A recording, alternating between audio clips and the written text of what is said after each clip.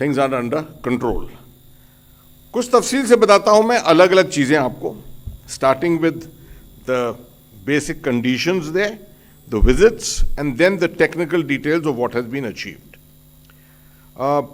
खाना पीना, दवाएं, बाकी सस्टेनेंस, रहन सहन के लिए, ये सब अंदर जा रहा है as per requirement. Psychological aspects के ऊपर भी जोर दिया जा रहा है। बैकअप कम्युनिकेशंस वहाँ पर बन गए हैं और ज़्यादा, मतलब कम्युनिकेशंस के ऊपर अब काफ़ी और बैकअप बन गया है और रेगुलरली फैमिलीज़ के साथ बातचीत हो रही है। चीफ मिनिस्टर साहब, honourable chief minister Pushkar Dhami साहब भी गए थे वहाँ।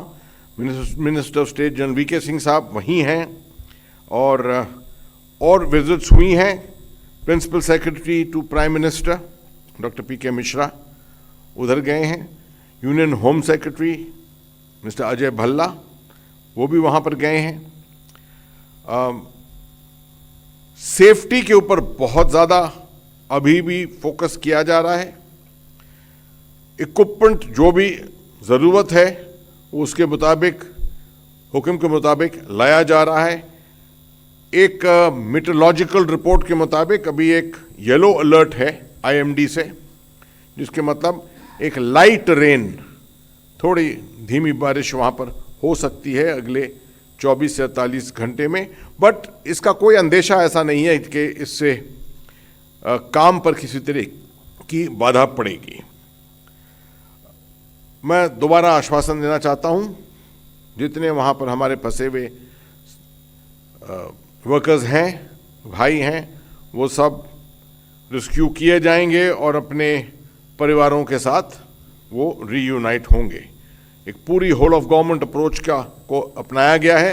प्राइवेट, पब्लिक सेक्टर सबको इसके लिए गैल्वेनाइज किया गया है।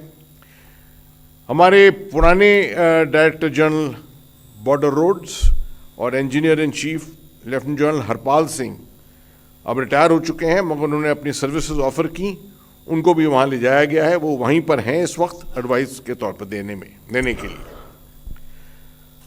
Principal secretary to the prime minister honourable doctor Mishra साहब along with home secretary Shri Ajay Bhalla, chief secretary Uttarakhand Shri Sukhvir Singh Sandhu और additional secretary to honourable prime minister Shri Hariranjan Rao, ये सब यहाँ पर गए थे आज सिलकियारा साइट पर।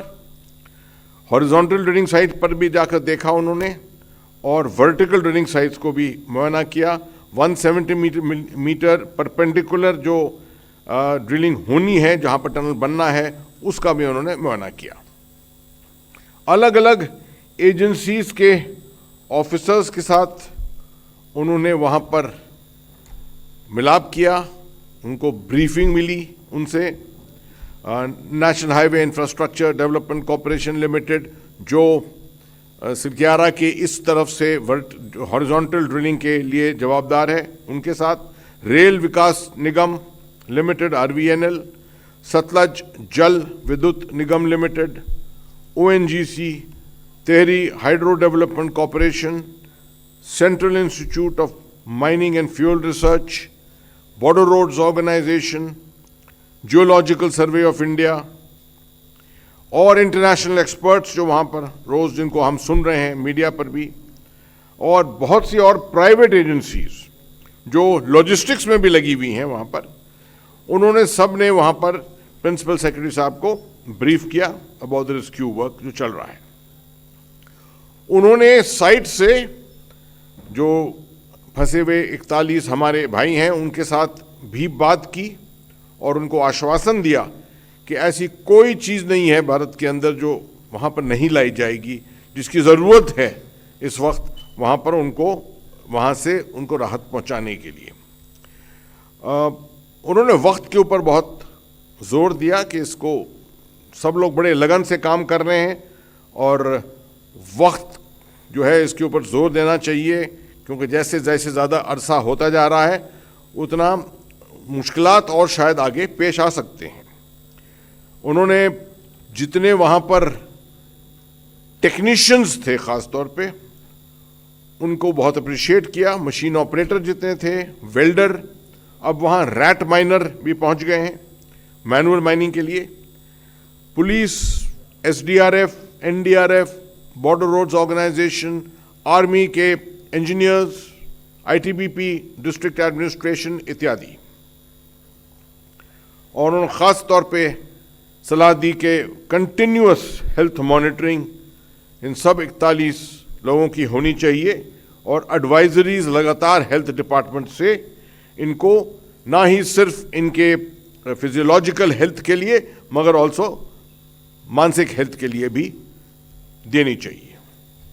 आखिर में उन्होंने कहा कि सरकार जो है वो पूरी तरीके से कमिटेड है, it's committed to provide all types of support.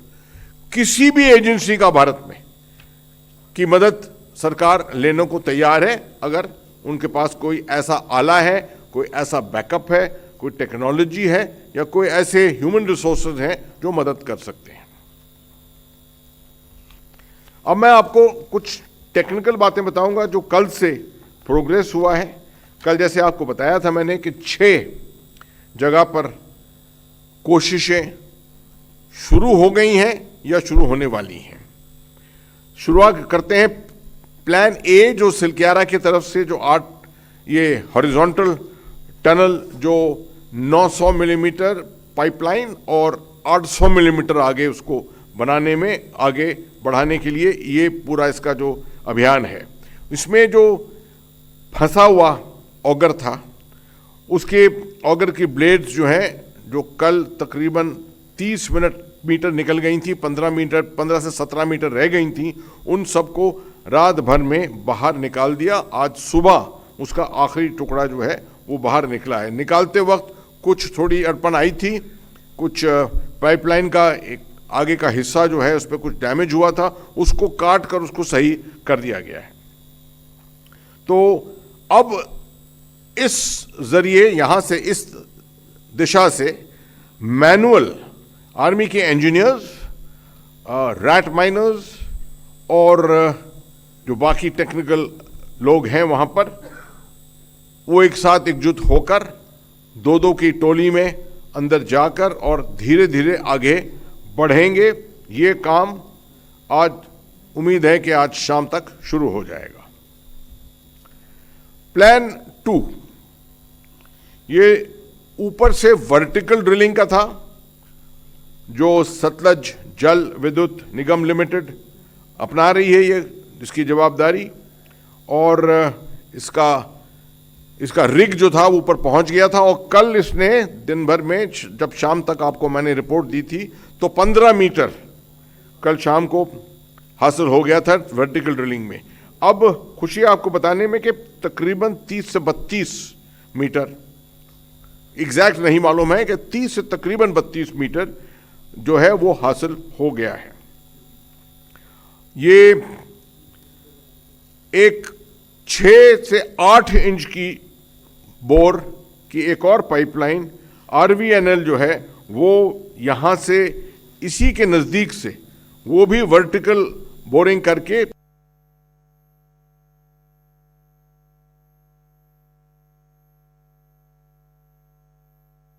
तो तीसरी लाइफलाइन बन जाएगी और ये अब 75 मीटर तक पहुंच गई है। आपको बताया था मैंने, तकरीबन याद दिला दूं, 86 मीटर की डेप्थ है एस्टिमेटेड, और अभी ये वाली जो लाइन है जो 6 इंच से 8 इंच के बीच में है, ये 75 मीटर पहुंच गई है। इसका फायदा और भी ये था कि इसके ड्रिलिंग से कुछ अंदाजा लगा सकते थे कि जो हमारी जो मेन ड्रिलिंग हो रही है ऊपर से, जो SJVNL कर रहे हैं 1 to 1.2 मीटर की जो है जिसका बोर है, वो जब नीचे और पहुंचेगा तो किस तरह की सॉयल, किस तरह के पत्थर चट्टान जो है वो सामने उसके आएंगे। कुछ पानी भी इसने एनकाउंटर किया था मगर वो पार हो गया है, तो इसमें कोई ऐसा कोई प्रॉब्लम नहीं आया है अभी तक।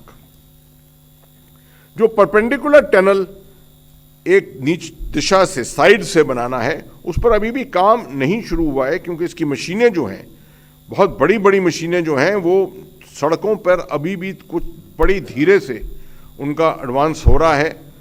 एक गाड़ी तो की जगह फंस गई थी और उसको दोबारा वहाँ से निकालने में टाइम लगा है। तो एक गाड़ी तो तकरीबन 20 किलोमीटर दूर है और दूसरी गाड़ी तकरीबन 40 किलोमीटर दूर है। ये दो गाड़ियों के जरिए ये इक्विपमेंट जो है आया जा रहा है। मैं आपको याद दिला दूं, ये वही वाली साइट है जहां पर पानी का बंदोबस्त किया गया है। बरकोट के तरफ जो ONGC की पाइप वर्टिकल ड्रिलिंग बननी है 24 इंच चौड़ी, उसके लिए भी ट्रैक का प्रिपरेशन अभी भी जारी है। काफ़ी हद तक ट्रैक बन चुका है और रिग जो है उसके बाद ऊपर ले जाया जाएगा। इस पे अभी काम नहीं शुरू हुआ है, मगर ऊपर जो इसकी सीटिंग है उसके ऊपर काम हो चुका है। जो पीछे प्लान 5 जो बरकोट की तरफ है वो भी हॉरिजॉन्टल काम है। वहाँ पर कल 5वां ब्लास्ट करा था, आज सुबह इन्होंने 6ठा ब्लास्ट वहाँ पर किया है। तकरीबन 12 मीटर का वहाँ पर क्लियरेंस उन्होंने कर दिया है। जो 12 मीटर इनको मिला है वहाँ पर जो टनल बना है, क्लियर्ड पोर्शन जो है उसको स्ट्रेंथन किया जा रहा है। उसके अंदर रिब्स लगाए जा रहे हैं ताकि वो कोलैप्स ना हो, क्योंकि अभी तक तो वो कच्चा रॉ इलाका है जिसके अंदर इस तरह की कार्रवाई की गई है।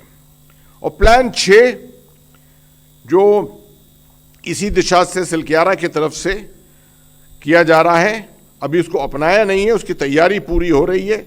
लगातार उसके पैनल बनाए जा रहे हैं और ये एक ड्रिफ्ट मेथड शुरू होगा, जिसको मैंने आपको पहले भी एक्सप्लेन किया था कि इसके टनल के जो साइड्स हैं उनको खरोंच कर उसको बड़ा करके उसमें गैप बनाकर ये रास्ता बनाया जाएगा तकरीबन 60-62 मीटर के लिए।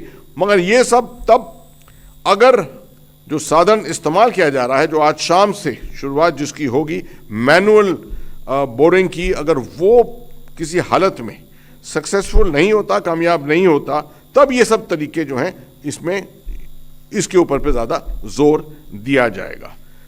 जहां ये मैनुअल एफर्ट लगाई जा रही है, बेशक उसके अंदर आपने पहले भी देखा है कि पत्थर मलबा जो है, आयरन रॉड्स, ये सब अंदर हैं उसके, तो ज़रूरी है कि स्पीड जो है वो आपको नहीं मिलेगी। इसको धीरे धीरे जैसे हाथ से इसको हम करते रहेंगे, उसको काटते भी रहेंगे।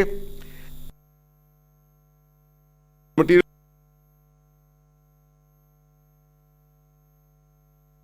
आज शाम से यकीन, तो इसकी प्रोग्रेस हमको आज शाम से यकीन होने लगेगी कि कितनी ज़्यादा प्रोग्रेस हो सकती है 12 घंटे में या 24 घंटे में। उससे भी कुछ अनुमान लगाया जा सकता है कि जो 15 मीटर है, 47 मीटर के बाद जो 15 मीटर रह गया है उसके लिए तकरीबन कितना वक्त लगेगा। और उसके बाद आप थोड़ा अप्रिशिएट कर सकते हैं कि उसको प्रूफ करना पड़ेगा, पाइप्स को अंदर डालना पड़ेगा। पाइप्स मैं समझता हूं कि मैंने काफ़ी तफसील के साथ आपको जो जितनी बातें हैं बतानी वो बता दी हैं। मेरे साथ चौहान साहब हैं, कुछ टेक्निकल चीज़ें वो बताना चाहेंगे शायद आपको और ज़्यादा थोड़ा एक्सप्लेन करके, तो over to him. Chauhan ji. Sir, लगभग आपने सभी बातें बता दी हैं सर, और अब किसी भी क्षण हमारी जो मैनुअल ड्रिलिंग है वो आरंभ होने वाली है। जैसा वो आपने बताया था कि जब अगर की सारी मशीन निकाल दी गई उसके अंदर से, तो ये पाया गया कि 1.5 मीटर का पाइप जो है वो